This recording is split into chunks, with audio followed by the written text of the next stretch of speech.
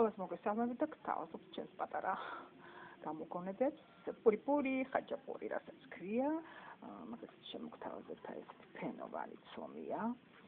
ფენოვან ცომშია ჩაწყობილი ასეთი ისა, გამოსხობის შემდეგ აი ესე ხდება. თქვენ რა თქმა უნდა დაგჭირდებათ მოსლილი ცომი, პურისთვის, ვინც ხაჭაპურისთვის, როგორც თქვენ გნებავთ, დაგჭირდებათ აი ესეთი გახეხილი ყველი მაგალითად.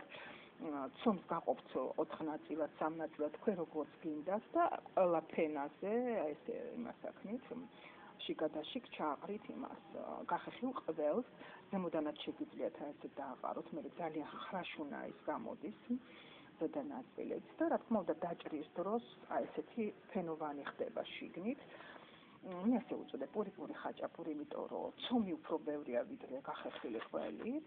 ასე სიმბოლური ის აქვს. შეგიძლიათ ნებისმიერი რამე შეჭამოთ ამით. არ გაგიკვირდეს და მე საცივი შეჭამე და უკემრიელი ეს იყო ძალიან მომეწონა ყველიანი პური. საცივს ძალიან მოუხდა. ასე რომ თქვენ როგორც გნებავთ ისე შეგიძლიათ გააკეთოთ, შეგიძლიათ გააკეთოთ ოთხკუთხედი, მრგვალი, როგორც თქვენ გნებავთ. ასე რომ გისურვებთ წარმატებებს. ბაი-ბაი.